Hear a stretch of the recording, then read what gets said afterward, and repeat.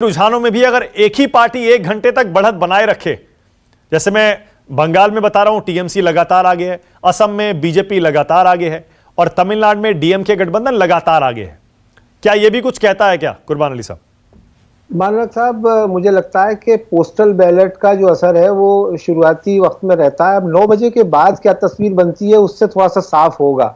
अभी तो कहना बहुत मुश्किल है, क्योंकि अभी भी तस्वीर बहुत ज़्यादा साफ नहीं नज़र आ रही है और मुझे लगता है कि अभी ईवीएम का रुझान आना शायद शुरू नहीं हुआ है। आप बेहतर बता सकेंगे, 9 बजे के बाद ये इसकी उम्मीद है। लेकिन अभी तो मुझे यही लगता है कि बहुत कन्वेंशनल तरीके से ही हम लोग इस पे बात कर सकते हैं। ओके कुर्बान अली साहब, जाहिर है आज अभी फिलहाल सब संभल कर बोलेंगे और जाहिर है बोलना भी चाहिए, क्योंकि जब तक ये आंकड़े थोड़े से सेटल ना हो जाएं और ये पता ना लग जाए कि ईवीएम के कितने वोट निकल गए हैं, तब तक कुछ भी कहना मुश्किल है। लेकिन हाँ, ये जो शुरुआती रुझानों के आंकड़े हैं, ये आंकड़े हैं, ये रुझान हैं जो बैलेट पेपर से और ईवीएम से निकले हैं, इसीलिए इस पर बात हो रही है। ये ओपिनियन पोल या एग्जिट पोल नहीं है जो कि सर्वे होते हैं। इसीलिए 80 सीटों पर टीएमसी अगर हम आगे कहते हैं और बीजेपी 63 पर, यह रेस शुरू हो गई है कि कौन पश्चिम बंगाल में सत्ता में आने जा रहा है। कुर्बान अली साहब, एक कमेंट और करिएगा, जैसा मैं पहले बाकी मेहमानों से पूछ रहा था, अगर बंगाल में बीजेपी कड़ी टक्कर के बाद हार जाती है, अगर हार जाती है और असम जीत जाती है जी, इसके अलावा तमिलनाडु में यूपीए जीत जाता है और केरल में फिलहाल लेफ्ट आ गया, वो जीत जाता है, पुदुचेरी कांग्रेस पीछे है, वो हार जाती है, तो कैसे विश्लेषण होगा इसका? विश्लेषण यही होगा कि बीजेपी कहेगी कि साहब हमारी बड़ा अचीवमेंट है, क्योंकि पश्चिम बंगाल में जाहिर है कि 3 विधानसभा सीट थी। अब 3 से वो जितना ऊपर जाते हैं, 100 के नजदीक कितना पहुंचते हैं या उससे ऊपर कितना जाते हैं, बड़ी कामयाबी होगी। और असम तो जाहिर है कि पहले से उनके पास में था, तमिलनाडु में उनका कोई दावा था नहीं, केरल में उनका कोई दावा था नहीं, और पुडुचेरी में जरूर इस बात की संभावना है कि बीजेपी समर्थक सरकार बन जाए। तो बीजेपी के लिए अगर ये रिजल्ट रहता है तो 5 राज्यों में उसके लिए तो काफी बड़ा अचीवमेंट माना जाएगा इसको। लेकिन सवाल यही है कि जिस तरह से पश्चिम बंगाल में आपने कहा था, और अभी बीजेपी के प्रवक्ता टवीन सिन्हा साहब कह रहे थे कि अगर बीजेपी हार जाती है तो राष्ट्रीय जो सुरक्षा है उसको संकट हो जाएगा। ये तो अजीब तर्क हुआ। अगर आप जीत जाएं तो राष्ट्रीय सुरक्षा मजबूत हो गई और आप हार जाएं तो राष्ट्रीय सुरक्षा कमजोर हो गई, ये तो कोई तर्क ना हुआ। और दूसरी चीज ये कि आप अपनी जीत को तो जीत कहें और दूसरे की जीत को कहें कि साहब वो जीती नहीं है, और उसको या दूसरा सांप्रदायिक रंग दे दें या कोई और रंग दे दें, ये बात सही नहीं है। लोकतंत्र का पर्व है, इसमें जो जीता वो सिकंदर। बोलिए तवीन सिन्हा, जवाब दीजिए। और आपके जवाब से पहले एक बार फिर दर्शकों के लिए छोटा सा अपडेट यह है कि केरल में लेफ्ट गठबंधन बहुमत के पार पहुंच गया है शुरुआती रुझानों में। जाहिर है यह परंपरा के खिलाफ हो रहा है, क्योंकि परंपरा यह है केरल में हर बार सत्तारूढ़ पार्टी बदल जाती है। अगर लेफ्ट गठबंधन सत्ता में वापसी करता है तो समझिए पहली बार परंपरा टूट रही है दशकों बाद। उसी तरह असम में बीजेपी सत्ता में वापसी करती हुई दिखाई दे रही है और कांग्रेस गठबंधन से काफी आगे चल रही है। यह आ गया केरल का आंकड़ा आपकी टीवी स्क्रीन पर। यह भी अहम है क्योंकि केरल से राहुल गांधी खुद सांसद हैं और पूरी ताकत उन्होंने केरल के प्रचार में लगाई थी। उसके बावजूद अगर वो लेफ्ट गठबंधन को केरल में सत्ता से नहीं हटा पा रहे हैं, यह ध्यान में रखिए कि पश्चिम बंगाल में लेफ्ट और कांग्रेस ने मिलकर चुनाव लड़ा है। ऐसे में जाहिर है सवाल उठेंगे कांग्रेस पार्टी पर भी, राहुल गांधी के नेतृत्व पर भी। इस पर दिन भर चर्चा होती रहेगी। उसी तरह बंगाल में देखिए टीएमसी 81 सीटों पर लगातार आगे अपनी बढ़त बनाए हुए है, बीजेपी 64 पर है और लेफ्ट गठबंधन सिर्फ 2 सीटों पर।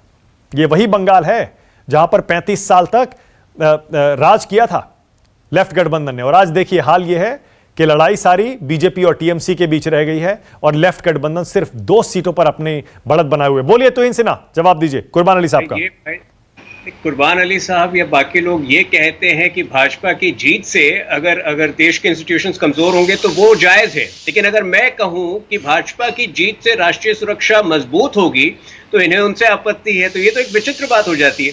लेकिन जहां तक मैं सुरक्षा कमजोर होगी, केरल पे करना चाहूंगा। देखिए केरल में इस वक्त जो भाजपा 8 या 10 सीटें भी अगर लाती है तो ये भाजपा उसी स्थिति में है जहां पर 2016 के बंगाल चुनाव में भाजपा थी। और एक बात मुझे आज मैं ये समय से पहले कह रहा हूं, लेकिन 2026 में ये सुनिश्चित दिख रहा है कि जिस प्रकार आज हम बंगाल पर जीत का दस्तक दे रहे हैं, केरल में 2026 में आज जो अच्छी शुरुआत हो रही है भाजपा की केरल में, हम 2026 में उसी पोजीशन में केरल में रहेंगे और 2026 में केरल में हम सरकार बना पाएंगे। आज बंगाल में बनाएंगे, 2026 में केरल में, ये सुनिश्चित है। अब देखिए यही बात है ना, तुहिन सिन्हा की पार्टी बीजेपी, कुर्बान अली साहब, हम लोग बहुत सारी नीतियों पर, इनकी बहुत सारे कदमों पर, बहुत सारे बयानों पर हम कितना भी इन पर हमला कर लें, कितना भी इनको कटघरे में खड़ा कर लें, लेकिन राजनीति के लिहाज से हमें यह मानना पड़ेगा कि इस पार्टी का इस देश में इस समय टक्कर देने वाला कोई नहीं है। देखिए अभी से 2026 की बात कर रहे हैं, बंगाल की तैयारी इनकी 10-12 साल से चल रही थी और पिछले 5-6 साल से खास तौर पर ऐसी तैयारी, ऐसी दूरदर्शिता, लॉन्ग टर्म प्लानिंग देश में इस समय कोई पार्टी नहीं करती। और कांगो साहब, ये मानना पड़ेगा आपको भी कि बंगाल में देखिए आज आप कहां रह गए और बीजेपी कहां निकल गई पिछले 5-6 साल पूरी ताकत वहां पर झोंक कर। कांगो साहब देखिए, केरल में बीजेपी का सपना ही रह जाएगा, क्योंकि केरल की जो परसेंटेज ऑफ पॉपुलेशन है वो इनकी मेजॉरिटेरियन अपीजमेंट की पॉलिसी वहां पर नहीं चल सकती है। इसीलिए केरल में हमेशा वो जो है खाब देख पुलावी खाब, जिसको खाब बोलते हैं, पुलाव खाते रहेंगे, लेकिन कभी सत्ता आएगी नहीं, ये समझ लीजिए। क्योंकि केरल का जो कंपोजिशन है वो बिल्कुल देश के कंपोजिशन से अलग है, इसीलिए इनको हमेशा वहां पर तकलीफ पर कांगो साहब यही बात तो बंगाल के बारे में भी कही जाती थी। कांगो साहब मैं कह रहा हूं, कांगो साहब बंगाल के बारे में भी आप लोग यही कहते थे, टीएमसी यही कहती थी, कांग्रेस भी यही कहती थी। एक मिनट मुझे बताने दीजिए, बंगाल में जब तक 35 साल तक लेफ्ट का बात थी, जब तक आप मजदूरों की बात, इन्वेस्टमेंट की बात, इंडस्ट्रियलाइजेशन की बात, किसानों की जमीन लेने की बात करते थे, लेकिन आज क्या बात हो रही है? आप चैनल पे देखिए, आप माइनॉरिटी किसके साथ है, मेजॉरिटी किसके साथ है, मेजॉरिटी कम्युनिटी किसके साथ है, दलित किसके साथ है, ओबीसी किसके साथ है, मतलब बात क्या हो रही है? बात जो है वो आइडेंटिटी और कम्युनल पॉलिटिक्स की हो रही है, डेवलपमेंट की नहीं हो रही है। मुझे याद है नंदीग्राम का या जो बाकी का हिस्सा था, वो बंगाल का जो मेन प्रॉब्लम है अनएम्प्लॉयमेंट का और इंडस्ट्रियलाइजेशन का, इसको किस तरह से सुलझाना है, क्या बात की हमारे प्राइम मिनिस्टर ने, होम मिनिस्टर ने इसके बारे में। सिर्फ हमको गुड गवर्नेंस दो, जो गुड गवर्नेंस हमने देखा है कि कोरोना के वक्त गुड गवर्नेंस का क्या हुआ हमने देखा है, देश की इकोनॉमी किस तरह से गड्ढे में जा रही है वो हम देख रहे हैं। तो ये गुड गवर्नेंस की बात नहीं है, लेकिन कांगो साहब, देश को खतरा है। लेकिन कांगो साहब देखिए ना, गुड गवर्नेंस है या नहीं, सरकार कैसा कर रही है कैसा नहीं कर रही है, ये तो जनता तय करती है। अब इलेक्शन में अगर बंगाल में कड़ी टक्कर, असम में बीजेपी की जीत, पुदुचेरी में भी हो सकता है कांग्रेस विरोधी गठबंधन जिसमें बीजेपी उसका हिस्सा हो सकती है, वहां भी इसे जीत बताएंगे। तमिलनाडु में भी देखिए एआईएडीएमके के साथ मिलकर बहुत करारी हार नहीं है, वहां भी 20 सीटों पर है अभी एआईएडीएमके बीजेपी और करीब 37 पर डीएमके।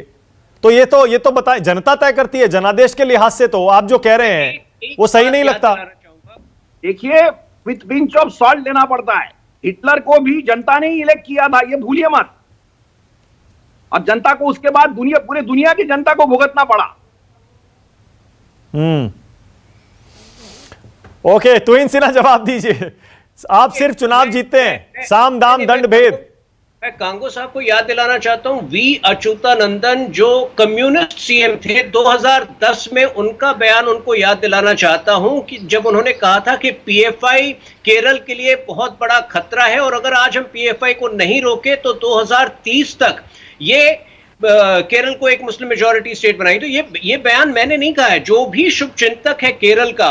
और दुख की बात है कि 2019 के बाद जब से राहुल गांधी वहां के सांसद बने हैं, तब से रेडिकलाइजेशन को एक सॉफ्ट एनकरेजमेंट मिली है। ये कारण है कि आज लेफ्ट बेहतर कर रही है कांग्रेस से, तो यही कारण है। तो ये जो है बहुत गंभीर विषय है, इनको जो है दरकिनार नहीं किया जा सकता। आज केरल में रेडिकलाइजेशन कम से कम 5 या 6 जिलों में बहुत बड़ा विषय है। तुहिन सिन्हा, लेकिन आप कई सालों से लगातार इस मुद्दे को उठा रहे हैं, वहां ये मुद्दा आपका चल नहीं रहा है, जैसे कांगो साहब कह रहे हैं। अभी भी वहां पर केरल में शुरुआती रुझानों में आप सिर्फ 2 सीटों पर बढ़त बनाए हुए हैं और जो प्रमुख लड़ाई है वो लेफ्ट गठबंधन कांग्रेस गठबंधन के बीच है, बल्कि लेफ्ट गठबंधन वहां पर ऐसा लग रहा है सत्ता में वापसी कर रहा है।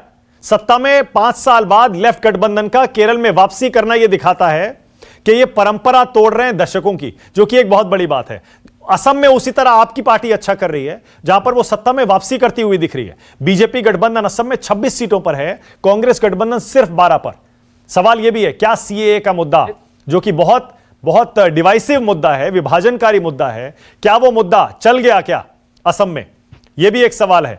राजीव रंजन, आपके पास आ रहा हूं। बंगाल का अपडेट राजीव, 81 सीटों पर टीएमसी है, 72 पर बीजेपी, लेफ्ट गठबंधन 2 पर, और अब 1 घंटा 8 मिनट हो चुका है वोटों की गिनती शुरू हुए।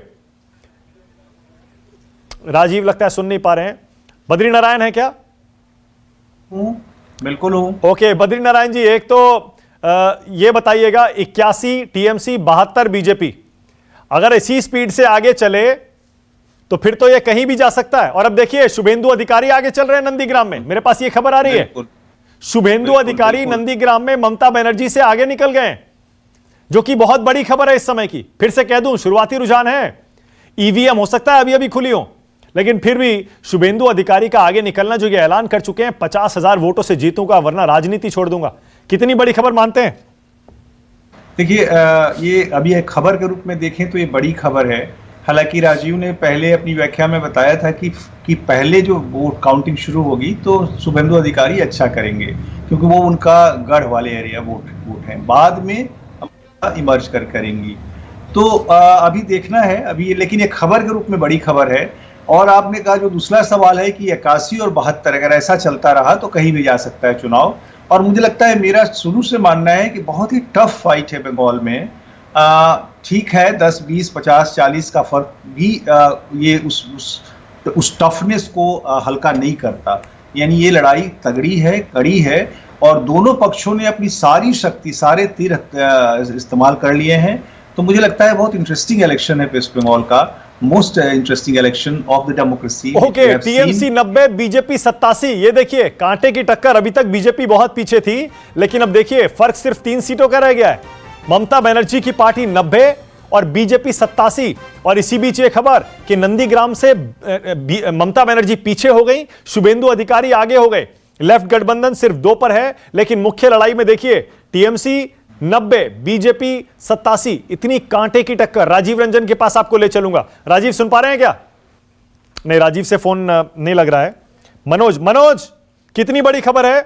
शुभेंदु अधिकारी आगे निकल गए हैं, ममता बनर्जी नंदीग्राम में पीछे, और 90 टीएमसी, 87 बीजेपी। मनोज,